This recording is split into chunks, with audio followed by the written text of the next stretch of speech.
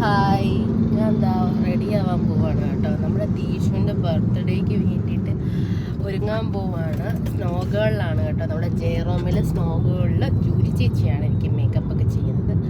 അപ്പോൾ ചേച്ചിയുടെ അടുത്തോട്ട് പോവാണ്. കുറച്ച് ലേറ്റായി, ചേച്ചി മിക്കാറും എന്നെ കൊല്ലും. എന്തായാലും പോവാണ്. ഹലോ സാർ, എപ്പോഴും റെഡി ആവുന്നേ?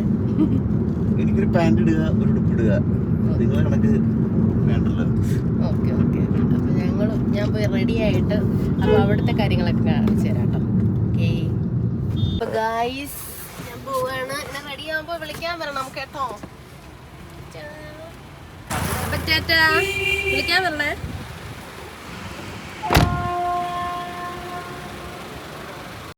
അപ്പോൾ അതാ ലിഫ്റ്റിൽ കയറി 6th ഫ്ലോറിലാണ് കേട്ടോ നമ്മുടെ സ്നോ ഗേൾ. ചേച്ചി എന്നോട് ആദ്യം പറഞ്ഞ കാര്യമാണ്, നീ നേരത്തെ തന്നെ വരണം, വന്ന ഉടനെ ഓടിച്ചാടി പോകാൻ നിൽക്കരുതെന്ന്. അപ്പോൾ അതാ എല്ലാവരും വെയിറ്റ് ചെയ്ത് അവിടെ നിൽപ്പുണ്ടായിരുന്നു കേട്ടോ. അപ്പോൾ ചേച്ചി ഇതാ അതിശയപ്പെട്ട് ചോദിക്കുകയാണ്, നീ വന്നോടി കറക്റ്റ് ടൈമിൽ തന്നെ എത്തണേന്ന് പറഞ്ഞിട്ട് എത്താത്തതിൽ എന്നെ കുറച്ച് ചീത്തയും പറഞ്ഞുകൊണ്ടാണ് എന്നെ പിടിച്ച് കയറ്റുന്നത്.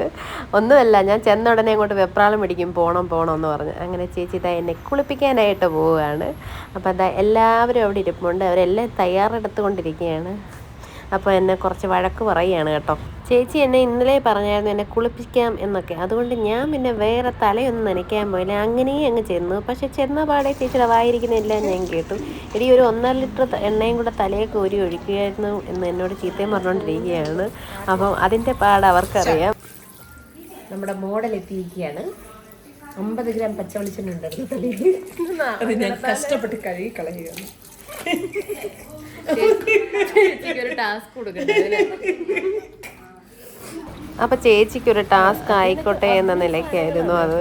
അപ്പോൾ ചേച്ചി അത് നന്നായിട്ട് ചെയ്തു കേട്ടോ. കാരണം നല്ല രീതിയിൽ ഓയിൽ എൻ്റെ തലയിലുണ്ട്. ഓയിൽ ഒന്നാമത് ഓൾറെഡി പ്രൊഡ്യൂസ് ചെയ്തോളും. ഈ കുറച്ച് ഓയിൽ തേച്ചാലും പിന്നെയും ഓയിലുണ്ടായിക്കൊണ്ടേയിരിക്കും. അങ്ങനെ ഇതാ ചേച്ചി പറഞ്ഞു നല്ലതായിട്ട് ഹെയറൊക്കെ ഡ്രൈ ആക്കി പരിപാടിയെല്ലാം സ്റ്റാർട്ട് ചെയ്യുകയാണ്. ചാവുന്നുണ്ടെങ്കിൽ ഫസ്റ്റ് ഞാൻ ചാവും, പിന്നെ ബാക്കിയുള്ളവർ ചാവത്തോളൂ. ചേച്ചി ഞാനായിരിക്കും ചാവുന്ന. ചന്തയിൽ പോണെങ്കിൽ വരെ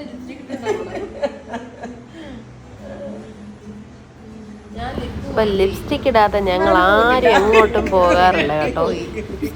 ലിപ്സ്റ്റിക് ഇടാത്ത ഒരു ജീവിതം തന്നെ ഞങ്ങൾക്കില്ല. ഇന്ന് ആരതിന്റെ അനിയത്തിന്റെ വാവേന്റെ ബർത്ത്ഡേ ആണ്.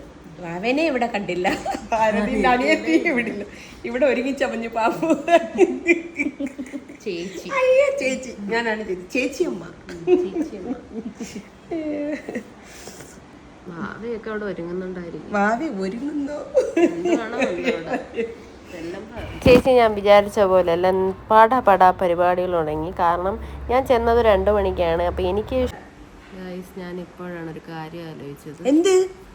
എൻ്റെ കമ്മല് മറന്നുപോയി എടുക്കാൻ. സംഭവം പൊളിഞ്ഞു. എന്താ ചെയ്യും? ചേട്ട കമ്മലിടണ്ട. ആശുപത്രി കൊണ്ടുപോയില്ല കാരണം. Okay guys, guys